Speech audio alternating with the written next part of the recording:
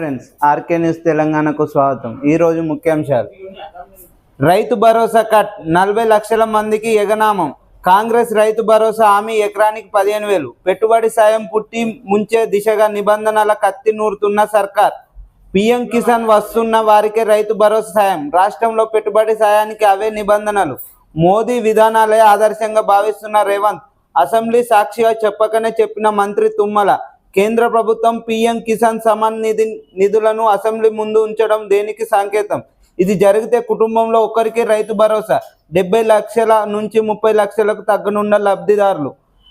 రైతు భరోసా అనేది ఎలక్షన్ల ముందు 15,000 ఇస్తానని చెప్పిన మన ముఖ్యమంత్రి రేవంత్ రెడ్డి గారు ఇప్పటి వరకు రైతు భరోసా మీద ఊసేలేదు.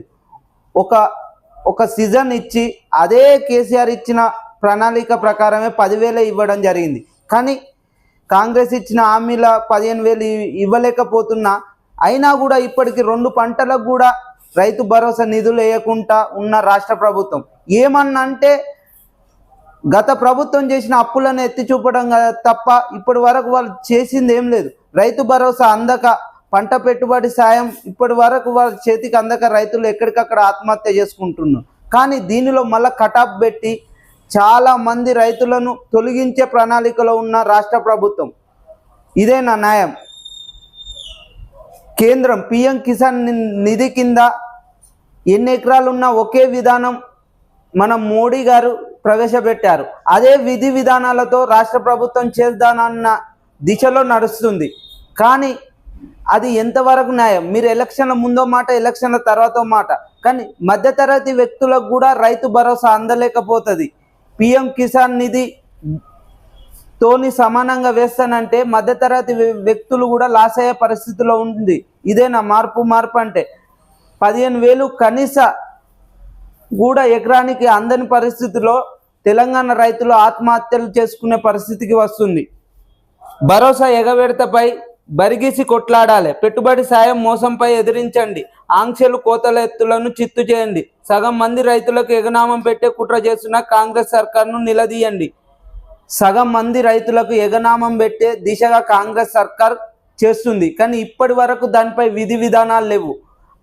ఆ విధంగా ఒకవేళ సగం ఎగనామం పెట్టే దిశలో కాంగ్రెస్ ప్రభుత్వం ఉంటే ప్రతిపక్షం తరపున మేము ప్రజల పక్షాన, రైతుల పక్షాన ఇంత దూరమైన వ్యర్థం ప్రతి రైతుకు రైతు భరోసా అందాలనే దిశగా ప్రభుత్వంపై పోరాటం చేస్తామని అంటున్న కేటీఆర్ గారు. నేరాల అడ్డగా హైదరాబాద్. ఏడాదికి 41% పెరిగిన క్రైమ్ రేట్. నీరుడు 25,488 కేసులు. ఈ ఏడాది 35,944. పెరిగిన దాడులు, అత్యోదాతలు, ప్రాఫిట్ ఘటనలు. సిటీ పోలీస్ 2024 వార్షిక నివేదికలో వెల్లడి.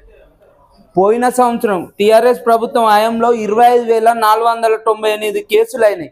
ఈ ఏడాది క్రైమ్ రేట్ ఎక్కువ పెరిగింది, 35,944. అంటే గత ప్రభుత్వం కంటే ఈ కాంగ్రెస్ ప్రభుత్వం వచ్చిన కంచెలు క్రైమ్ రేట్ మరియు దందాల రేట్ పెరగడం జరిగింది. దివాలా గ్యారంటీ. హిమాచల్ బాటలో కర్ణాటక. కాంగ్రెస్ పాలిత రాష్ట్రాలలో హామీల గుదిబండ. ఏడపేడ కాంగ్రెస్ సర్కార్ అప్పులు. 2 నెలల్లో 347% పెరిగిన రుణాలు. ఈ ఏడాది 1,00,000 కోట్లకు పైగా అప్పులు. అదే దిశగా తెలంగాణ అడుగులు. కాంగ్రెస్ ప్రభుత్వం ఏ రాష్ట్రంలో వచ్చినా అడ్డగోలు హామీలతోని అమలు కాని హామీలు ఇచ్చి కాంగ్రెస్ ప్రభుత్వం హిమాచల్లో మరియు కర్ణాటకలో, తెలంగాణలో ప్రభుత్వానికి వచ్చింది. కానీ ఓ విలేకర్ సమావేశంలో రేవంత్ రెడ్డి గారిని ఈ హామీలు ఎలా చేస్తారు, మీకు ఏ విధంగా సాధ్యమవుతుందని అడిగితే మేము చేయగలుగుతాం అని చెప్పాడు. ప్రభుత్వంలోకి రాకముందు. ప్రభుత్వంలోకి వచ్చినాక ఇది సాధ్యపడది అని ఇప్పుడు తెలిసింది. అంటే ప్రభుత్వంలోకి రావాలందుకు ఎలాంటి హామీలనైనా ఇవ్వదందుకు కాంగ్రెస్ సిద్ధమైంది. ప్రభుత్వంలోకి వచ్చినాక చేతులు ఎత్తేసిన కాంగ్రెస్ ప్రభుత్వం. హిమాచల్ ప్రదేశ్లో ఈ హామీల వలన రాష్ట్ర ఆర్థిక వ్యవస్థ దిగజారి అప్పుల పాలవడం జరిగింది. మళ్ళా అదేవిధంగా కర్ణాటక కూడా అప్పుల పాలయ్యి కనీస హామీలను కూడా అమలు చేయలేకపోతుంది. దాంతోపాటు మన తెలంగాణలో కూడా కాంగ్రెస్ ప్రభుత్వం వచ్చింది. హామీలు గాలికి వదిలి రాష్ట్ర ప్రభుత్వం మీద భారీగా అప్పులు అవుతున్నాయి తప్ప ఒక్క హామీని కూడా పూర్తి స్థాయిలో అమలు చేయలేకపోతున్నాడు. అంటే కాంగ్రెస్ ఏ రాష్ట్రంలో ఉన్నా అడ్డగోలు హామీలు ఇచ్చి ఫెయిల్ అవ్వడం జరుగుతుంది. అల్లు అర్జున్ ఇంటి వద్ద ఓయూ ఐకాస ఆందోళన, టమాటాలు విసరడంతో పాటు పూల కుండీల ధ్వంసం, భద్రతా సిబ్బంది అడ్డుకోవడంతో తోపులాట, పోలీసులకు పరస్పర ఫిర్యాదు. నిన్న అల్లు అర్జున్ గారి ఇంటి ముందు ఆందోళన చేయడం జరిగింది ఓయూ విద్యార్థులు. మరియు వాళ్ళ పూల కుండీలు మరియు వారి ఇంటిపై దౌర్జన్యం చేయడం జరిగింది. కానీ అసలు ఆడ ఏం జరిగింది? మరియు ఇక్కడ రేవంత్ రెడ్డి గారు అసెంబ్లీలో ఏమన్నారు? రేవంత్ రెడ్డి గారు అసెంబ్లీలో ఒక కామన్ పీపుల్కు న్యాయం చేయకూడదా అంటే ఇక్కడ ఐకాన్ స్టార్ అల్లు అర్జున్ అయితే అరెస్ట్ చేయొద్దా అని అనడం జరిగింది అసెంబ్లీలో. కానీ అక్కడ ప్రస్తుతం థియేటర్ దగ్గర ఏం జరిగింది, ఎందువల్ల రేవతి గారు చనిపోయారు, నిజాలు తెలుసుకుందాం. ఆ రోజు అంతకు ముందు మన ప్రభుత్వం కూడా కొంత తప్పు చేసింది. బెనిఫిట్ షోలకు పర్మిషన్ ఇవ్వడమే తప్పు.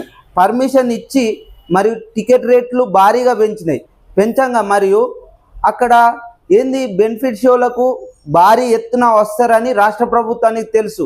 సరైన ప్రొటెక్షన్ చేయకపోవడం తప్పు. మరియు ఐకాన్ స్టార్ అల్లు అర్జున్ గారు అంత భారీ ఎత్తున పబ్లిక్ వస్తారు మరియు నేను ఆడికి పోవడం వల్ల క్రౌడ్ ఎక్కువ అవుతుందని అల్లు అర్జున్ గారికి కూడా తెలుసు. కానీ అల్లు అర్జున్ గారు పోవడం తప్పు. ఇక్కడ రాష్ట్ర ప్రభుత్వం కూడా సరైన భద్రత పెట్టకపోవడం కూడా తప్పే. కానీ మరియు అల్లు అర్జున్ గారు లేచి నమస్కరించడం, దానివల్ల క్రౌడ్ ఎక్కువై తొక్కిసలాటలో రేవతి గారు చనిపోవడం జరిగింది. కానీ రేవంత్ రెడ్డి గారు చనిపోవడంతోనే తెల్లారే అరెస్ట్ చేయాలి కదా రాష్ట్ర ప్రభుత్వం.